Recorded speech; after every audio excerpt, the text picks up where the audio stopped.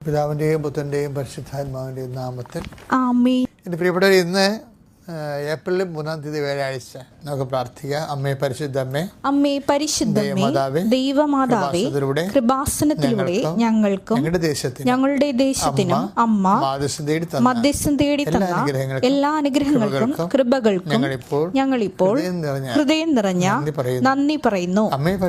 അമ്മേ പരിശുദ്ധമേ, ദൈവമാതാവേ, 2004 ഡിസംബർ 7-ാം തീയതി ഉച്ചകഴിഞ്ഞ് 2:30 കൃപാസന സംഭവിച്ച അമ്മയുടെ പ്രത്യക്ഷപ്പെടലിനെ കുറിച്ച് തിരുസഭയ്ക്ക് സമർപ്പിച്ചിരിക്കുന്ന പഠനരേഖകളുടെ മേൽ സഭാത്മകമായ പഠനങ്ങൾ ആരംഭിക്കുവാൻ ഞങ്ങൾ പ്രാർത്ഥിക്കുന്നു.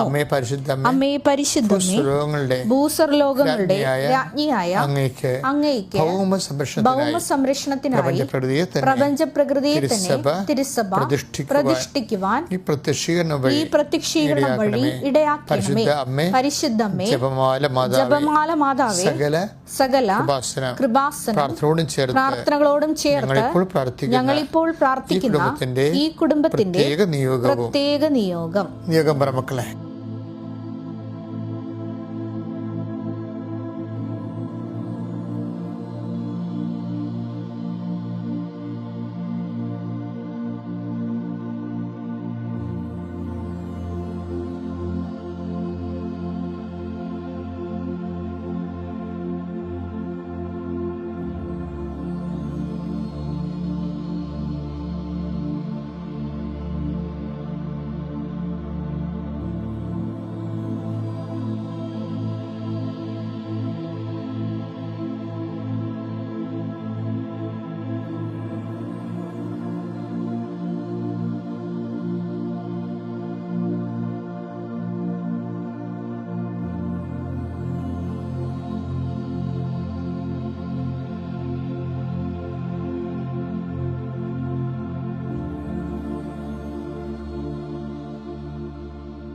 അമ്മയുടെ പ്രത്യക്ഷീകരണത്തിന്റെ ഈ അനുഗ്രഹവേളയിൽ ഞങ്ങൾക്ക് സാധിച്ചു തരുവാൻ കനിയണമേ.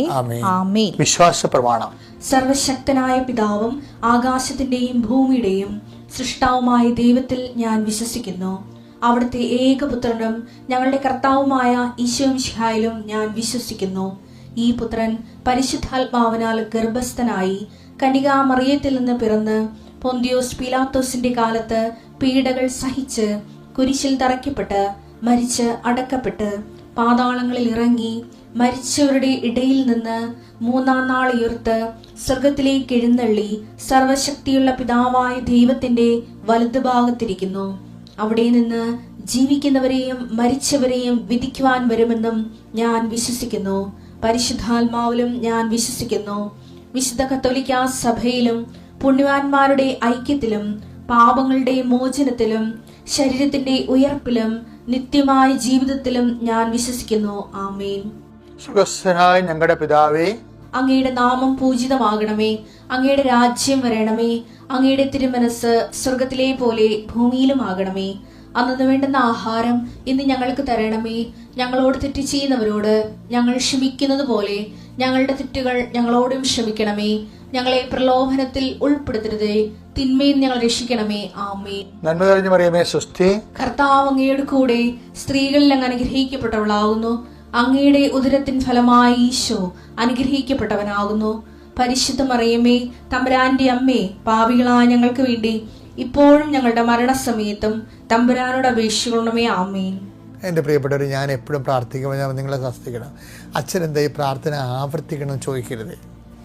എന്താ കാര്യം വെച്ച് കഴിഞ്ഞാൽ ഈ പ്രാർത്ഥന ഇങ്ങനെ കർത്താവ് എനിക്ക് അഭിഷേകമായി തന്നിരിക്കുകയാണ്.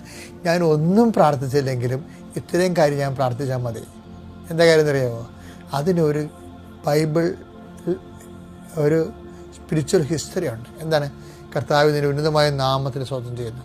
39 കൊല്ലം അർപ്പിച്ചൊക്കെ ബാറിൻ്റെ യോഗ്യതയാൽ കൃപാസാൽത്താരെ ജീവനോടെ പ്രത്യക്ഷപ്പെട്ട പരിശുദ്ധ അമ്മയുടെ മാധ്യസ്ഥതയിൽ കൃപാസാൽത്താരെ നടന്ന 10,000-കണക്കിന് ആരാധന ശക്തിയാൽ പിതാവിൻ്റെയും പുത്രൻ്റെയും പരിശുദ്ധ നാമത്തിൽ ഞാൻ നിങ്ങളെ ആശീർവദിക്കുന്നു. കർത്താവ് അങ്ങയുടെ മക്കളുടെ യാത്രകളെ ആശീർവദിക്കുന്നു. ഇന്ന് മനസ്സ് കുഴങ്ങിയിരിക്കുന്ന ആൾക്കാരുണ്ട്. ഈശോയെ, എന്ത് തീരുമാനം എടുക്കണം, അങ്ങോട്ട് പോകണോ പോകണ്ടേ, സംസാരിക്കണോ വേണ്ടേ, കൊടുക്കണോ, ആ സ്ഥലമായാലും ശരി വഴിയായാലും ശരി കൊടുക്കണോ വേണ്ടേ, ഇങ്ങനെ ഒരു കൺഫ്യൂഷനുള്ള എല്ലാ വിഷയത്തിൻ്റെ മേലും കർത്താവ് പരിശുദ്ധാത്മാവ് കൺഫ്യൂഷൻ ഇല്ലാത്ത ആത്മാവല്ല. അപ്പോൾ പരിശുദ്ധാത്മാവ് നമ്മൾ ഇറങ്ങി വരുമ്പോൾ ഈ വ്യക്തത ഉണ്ടായ വിഷയത്തെക്കുറിച്ച് കർത്താവായിരുന്നെങ്കിൽ ആ വിഷയം എങ്ങനെ കൈകാര്യം ചെയ്യുമായിരുന്നു എന്ന് ഒറ്റ ചോദ്യം ചോദിച്ചാൽ നിനക്ക് എടുക്കാനുള്ള കൃത്യ ഉത്തരം കിട്ടും. കർത്താവെ, അതുപോലെ തെളിമയുള്ള ഉത്തരങ്ങൾ കിട്ടാൻ അങ്ങയുടെ മക്കളെ ഞാൻ ഈ സമയം സമർപ്പിച്ച് പ്രാർത്ഥിക്കുന്നു. ദുരൂഹമായ സാഹചര്യങ്ങൾ, സന്നിഗ്ധമായിട്ടുള്ള സംസാരങ്ങൾ, ഇടപാടുകൾ, അവിടെയെല്ലാം ഒരു തീരുമാനം എടുക്കാൻ, ഒരു നിലപാടെടുക്കാൻ, ഒരു സംസാരിക്കാൻ കർത്താവ് നിനക്ക് തെളിമയുടെ ആത്മാവിന് നൽകട്ടെ എന്ന് പ്രാർത്ഥിക്കുന്നു. നിനക്കിനി ഭാരപ്പെടുന്ന ദിവസങ്ങളിലൂടെ കടന്നു പോവുകയാണ്. നിൻ്റെ മക്കളെ പഠിപ്പിക്കണം, ഉന്നത വിദ്യാഭ്യാസം വേണം, അതിനുള്ള തീരുമാനം എടുക്കേണ്ട സമയമാണ്. ഗ്രൂപ്പിനെക്കുറിച്ച് സംശയമുണ്ടാകും. കുഞ്ഞുങ്ങളെ ഏത് ഗ്രൂപ്പ് എടുപ്പിക്കണം, എക്കണോമിക്സ് വേണോ, സയൻസ് വേണോ, മാത്സ് വേണോ എന്നൊക്കെ ചിന്തിച്ച് പ്രാർത്ഥിക്കുന്ന അനേകം മക്കൾ കർത്താവെ, ഇപ്പോഴും ഞാൻ ഈ പ്രഭാതത്തിൽ ആ മാതാപിതാക്കന്മാരെ ഇപ്പോഴും അവരുടെ ശിരസ്സിൽ നിൻ്റെ കൈ വെക്കണമെന്ന് പ്രാർത്ഥിക്കുന്നു.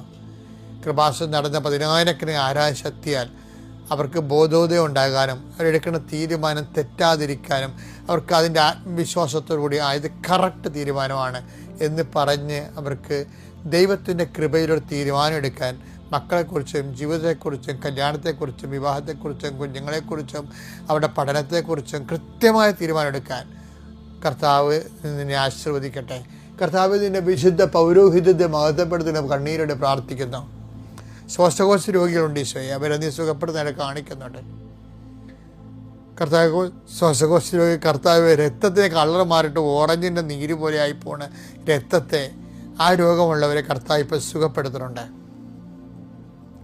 എൻ്റെ കർത്താവിൻ്റെ ഉന്നതമായ നാമത്തെ സഭയുടെ അധികാരത്തെ കുരിശിൻ്റെ അടയാളത്തെ ഉച്ച മുതൽ ഉള്ളംകാല് വരെ കർത്താവിൻ്റെ രക്തം പടരട്ടെ. എല്ലാ കോശങ്ങളിലും, പേശികളിലും, അസ്ഥികളിലും, അസ്ഥിക്കുഴലിലും, അസ്ഥിഞരമ്പുകളിലും, ശരീരകോശങ്ങളിലും കർത്താവിൻ്റെ രക്തം പടരട്ടെ. എൻ്റെ കർത്താവിൻ്റെ ഉന്നതമായ നാമത്തിൽ സഭയുടെ അധികാരത്തിൽ കുരിശിൻ്റെ അടയാളത്തിൽ ദൈവശക്തിയാൽ നിൻ്റെ വരുമാന മാർഗങ്ങളെ കർത്താവ് ആശീർവദിക്കട്ടെ. നിൻ്റെ കടകമ്പോളങ്ങൾ, വ്യാപാര വ്യവസായങ്ങൾ, ഏജൻസികൾ, നിനക്ക് എവിടുന്നാണ് പണം ലഭിക്കുന്നത്, അതിൻ്റെ തടസ്സമായി നിൽക്കുന്നത്, ആ തടസ്സങ്ങൾ ഈ നിമിഷം ഞാൻ അർപ്പിച്ചിട്ടുള്ള 10,000 കുർബാൻ്റെ ശക്തിയാൽ ഞാൻ ബന്ധിക്കുന്നു. ദൈവവേദലെ നീ സ്വതന്ത്രനാവുക. നിൻ്റെ കാര്യങ്ങൾ നിനക്ക് ഒറ്റയ്ക്ക് ചെയ്യാൻ പറ്റാത്തതിൻ്റെ പേരിൽ ഉറക്കവും ക്ഷീണവും കൊണ്ടുകൊണ്ട് നിൻ്റെ മനസ്സ് ഭാരപ്പെട്ടിട്ടുണ്ടെങ്കിൽ കർത്താവിൻ്റെ വിശുദ്ധമായ രക്തം നിന്നെ തളിക്കപ്പെടുകയും നിന്നെ കർത്താവ് വീണ്ടെടുക്കുകയും നിനക്കതീസിയായിട്ട് ചെയ്യാൻ പറ്റുന്ന ഒരു സംവിധാനത്തെ കർത്താവ് നയിച്ചുകൊണ്ട് പോവുകയും ചെയ്യട്ടെ.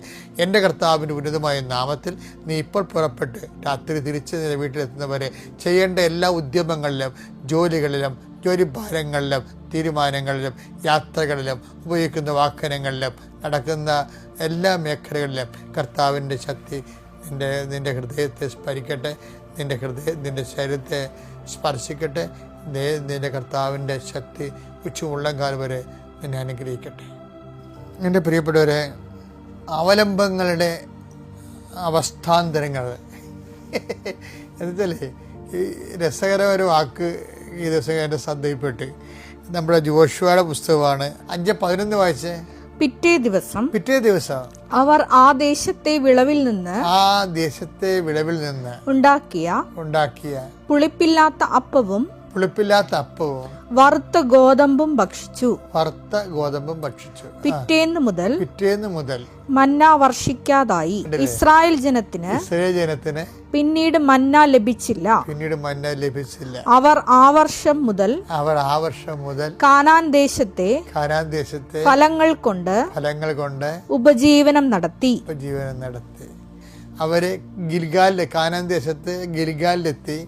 ഇസ്രായേൽ ജനം അവിടുത്തെ ഭൂമിയിലൊക്കെ ആശ്രയിക്കാൻ തുടങ്ങിയപ്പോൾ ഭൂമിയുടെ ഉൽപ്പന്നങ്ങളിലുമൊക്കെ ഫലങ്ങളിലും ഫലമൂലാദികളിലുമൊക്കെ ആശ്രയിക്കാൻ തുടങ്ങിയപ്പോൾ ടക്ക് എന്ന് സ്വിച്ചിട്ടതുപോലെ മന്ന നിന്നുപോയി. അത് സ്വാഭാവികമായ കാര്യമാണ്, നല്ല കാര്യമാണ്. It's okay. അവർ വിലയെടുത്ത് അധ്വാനിച്ച് കഴിയട്ടെ, നല്ല കാര്യമല്ലേ. പക്ഷേ കർത്താവിന് രണ്ട് തരം അനുഗ്രഹങ്ങളുണ്ടേ. അധ്വാനിച്ച് ജീവിക്കുന്നത് കർത്താവ് ആദ്യമേ തന്നെ നെറ്റിയിലെ വിയർപ്പ് കൊണ്ട് അപ്പം ഭക്ഷിക്കാൻ മനുഷ്യനെ ആസ്വദിക്കുന്നുണ്ട്. പക്ഷേ നെറ്റിയിലെ വിയർപ്പ് കൊണ്ട്, നമ്മുടെ അധ്വാനം കൊണ്ട് തന്നെ ജീവിതത്തിലെ എല്ലാ നമുക്ക് ആവശ്യമായ എല്ലാ കാര്യങ്ങളും നിറവേറുമോ? I don't think so. നല്ല ചെറിയ പറയല്ലേ, എൻ്റെ ഇപ്പോൾ ഈ പരീക്ഷയൊക്കെ കഴിഞ്ഞില്ലേ, എൻ്റെ അച്ഛ ചിലപ്പോൾ അമ്മമാരും മക്കളെയും കൊണ്ടുവരും. എൻ്റെ അച്ഛാ ഞാനും കൂടി രാത്രി മുഴുവൻ അവൻ്റെ കൂടെ ഇരുന്ന് പഠിച്ചതാണ്. കുഞ്ഞ് പഠിക്കണുണ്ട് അച്ഛാ, പക്ഷെ പരീക്ഷയ്ക്ക് മാർക്കില്ല. ഇതില്ലേ സംഭവം. അത് കുഞ്ഞിന് മാത്രമല്ലല്ലോ ആ പ്രശ്നം. നമ്മൾ അധ്വാനിക്കുന്നു അല്ലേ? ജെറമിയ 12:13 എടുത്തേ, 12 വാക്യം. അവർ ധാന്യം വിതച്ചു, മുള്ളു കൊയ്തു, കഠിനാധ്വാനം ചെയ്തു, ഫലമൊന്നും ഉണ്ടായില്ല. അപ്പം അത് ഇങ്ങനെ സംഭവിക്കാം. ഇപ്പം ആ കൊച്ചിനെ കൂടി പറഞ്ഞു, എൻ്റെ അച്ഛോ ഞാനും കുഞ്ഞും കൂടി 4 മണി വെളുപ്പിനെ ഇരുന്ന് പഠിച്ചതാണ്. ആ മടിയനായിട്ടും പഠിക്കാതിരുന്നില്ല, പഠിച്ചാ, പക്ഷെ പരീക്ഷയിൽ മാർക്കില്ല അവനെന്ന് പറയും. അപ്പോൾ ഇതാണ് അതിൻ്റെ അത് വിഷയം എന്ന് വെച്ച് കഴിഞ്ഞാൽ, ചില ആൾക്കാർക്ക് അവർ ഒത്തിരി അധ്വാനിക്കും, പലതരത്തിലും ഉള്ള ജോലികൾ ചെയ്യും, പക്ഷേ ജോലി മാത്രമേ ഉണ്ടാകത്തുള്ളൂ. ദൈവത്തെ മാറ്റി നിർത്തിക്കൊണ്ടാണ് ഇവർ ഈ വിഷയങ്ങൾക്കെല്ലാം. ഇപ്പം എപ്പോഴും നമ്മൾ ചെയ്യുക, നമ്മൾക്ക് എന്തും ചെയ്യാം, ദൈവം അതിൽ കക്ഷിയാണോ എന്ന് നോക്കണം. ആചാര അനുഷ്ഠാന പ്രകാരമുള്ളത്, ഇപ്പം നിങ്ങൾ പള്ളിയിൽ പോകുന്നുണ്ട്, കുടുംബ പ്രാർത്ഥന നടത്തുന്നുണ്ട്, അങ്ങനെയല്ല. കഴിഞ്ഞ ദിവസങ്ങളിൽ ഒരു ധ്യാനഗുരു പ്രസംഗിച്ചത് എന്താണെന്നറിയാമോ? യൂറോപ്പിന് വിശ്വാസം പോയെന്ന് ആരാ നിങ്ങളോട് പറഞ്ഞത്? അവിടെ ആധ്യാത്മിക ജീവിതത്തിലും അനുദിനമുള്ള ജീവിതത്തിലും സത്യസന്ധമായ സുവിശേഷ മൂല്യങ്ങളുണ്ട്. സത്യം, നീതി, സാഹോദര്യം, അതെല്ലാം ഉണ്ട്. ഞാൻ നോക്കിയപ്പോൾ കറക്റ്റാണ് ആ പറഞ്ഞിരിക്കുന്നത്. നമ്മളിലെ ആചാരാനുഷ്ഠാനങ്ങൾ ഭയങ്കര കൂടുതലാണ്, പക്ഷേ ജീവിതത്തിൽ സത്യമില്ല. അപ്പോൾ ഞാൻ പറഞ്ഞതിൻ്റെ ഉദ്ദേശം എന്ന് വെച്ച് കഴിഞ്ഞാൽ, നമ്മൾ അധ്വാനിക്കുമ്പോൾ പക്ഷേ നമ്മൾ ദൈവം കൂടി അതിൻ്റെ അകത്ത് കക്ഷിയായിരിക്കണം. അല്ലെങ്കിൽ ഇത് പറയും, അവർ കഠിനാധ്വാനം ചെയ്തു പക്ഷെ മുള്ളു കൊയ്തെന്ന് പറയത്തേ.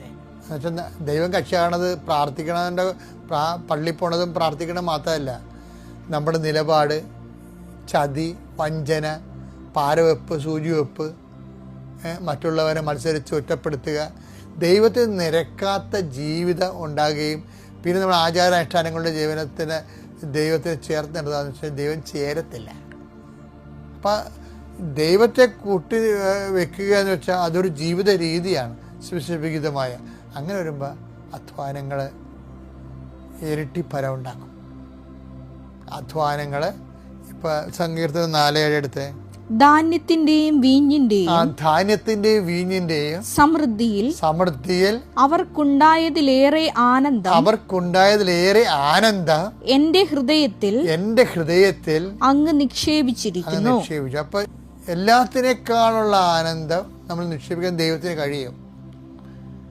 അപ്പം അതുകൊണ്ട് തന്നെ ആയിരിക്കണം ദൈവത്തെ അവലംബിക്കുമ്പോൾ സുവിശേഷ വിഹിതമായ ഒരു ജീവിത സമീപനം ആവശ്യമായി വരണത്. അങ്ങനെ നമ്മുടെ സുവിശേഷ ജീവിതത്തിൽ നമ്മൾ വളരെ ഈ ഫിയർസ് ഓഫ് പർട്ടിക്കുലർ വളരെ പ്രാധാന്യത്തോടെയാണ് സുവിശേഷ ജീവിതം ജീവിക്കണമെന്നുണ്ടെങ്കിൽ ഓട്ടോമാറ്റിക്കായിട്ട് നിൻ്റെ ജീവിത വിഷയത്തിൽ ദൈവം കക്ഷിയായിരിക്കും. എന്നാൽ പിന്നെ തിരിഞ്ഞു നോക്കേണ്ടി വരത്തില്ല. Praise the Lord.